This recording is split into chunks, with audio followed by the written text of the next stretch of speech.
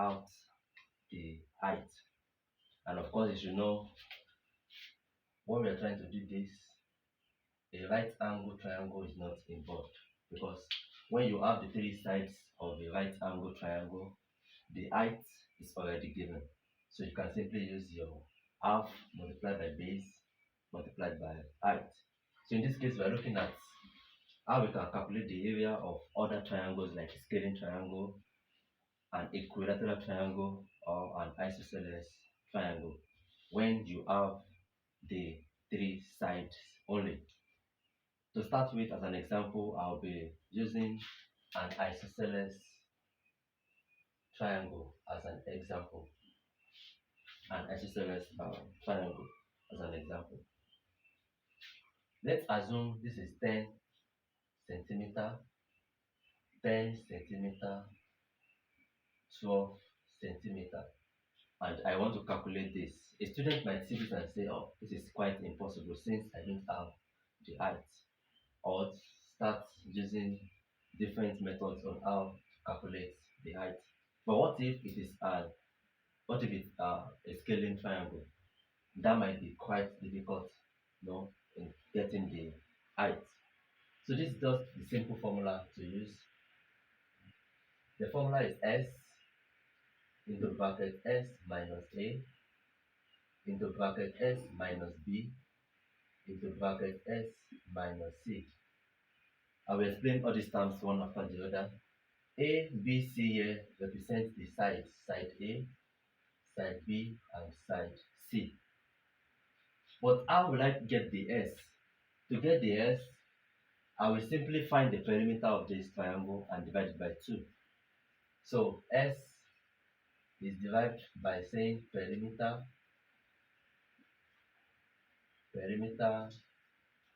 divided by 2. And how will I get my perimeter? I will add all the sides together. That is 10 plus 10 plus 12. Everything divided by 2. Now, my S will be 32 divided by 2, which is what? 16 centimeter. Now we are good to go. We can make use of this. Don't forget my A based on this triangle is 10 centimeter. B, that this side B is 10 centimeter, while the side C is 12 centimeter. So let's put our values inside the formula. Now, S, as you can see here, is 16. There is no sign in between this S and this bracket. That simply means multiplication. So that is 16 multiplied by anything I have here. And I'm having S minus A. That is 16 minus 10 multiplied by 16 minus 10 multiplied by 16 minus 12. And that's the area. Don't forget, that's the formula for area. So the area is still 16 multiplied by 16 minus 10 is 6. 16 minus 10 is 6. 16 minus 12 is 4. Then to make the calculation very fast, I can say 16 times 4, which is 64, multiplied by 6 times 6, which is what? 36. Instead of multiplying 64 by 36, both are having a perfect square root. And that square root will be taken away. So that makes it very easy. And that will be 8 multiplied by 6. So therefore, our area is 48 centimeter. You have to put your what? Squared. 48 centimeter squared. That's the area.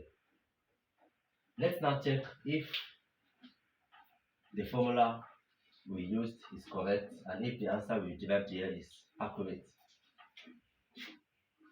I will still bring out the same triangle here, 10 centimeter, 10 centimeter, 12 centimeter.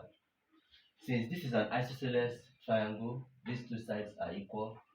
If I divide this into two, the two right angles triangles here will be equal. So let me just find the height by bringing out one of the right angle triangle. Then, if from here to here is 12, and I've divided it by 2, then the half would be what? 6 centimeter. So it means from this side to this side of the base will be what? 6 centimeter. And I want to get the height. To get the height, I will simply use my Pythagoras theorem. This is the opposite side. So side H is the opposite side, and I'll be using hypotenuse squared minus adjacent squared. My hypotenuse is 10 centimeter. So simply put 10 raised to power 2 minus 6 raised to power 2, which is 100 minus 36. Don't forget, I'm just trying to get the height. So the height here is what? 64 in a square root. And finally, our height is 8 centimeter. But that's not where we're going to.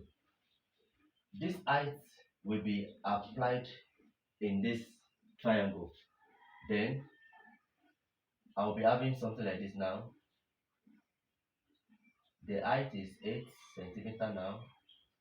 This is 10, this is 10. But I don't need this to calculate the area. From here to here is what? 12 centimeter. So I simply need two things, the base and the height. So the area is equals to, let's simply make use of base times height all over 2. Where our base is 12, our height is 8 divided by what? 2. 12 times 8 gives us 96 centimeter divided by 2. And if you divide 96 by 2, you're going to have 48 centimeter squared. So the area using another approach gives us 48 centimeter squared. So which means the formula we made use of here is what? Is perfectly correct. So you can use this same formula to calculate the area of your isosceles triangle, the area of your equilateral triangle, and the area of your scalene triangle when you have the three sides without the height. I believe you have learned something new today. In our subsequent video, we are going to calculate the area of a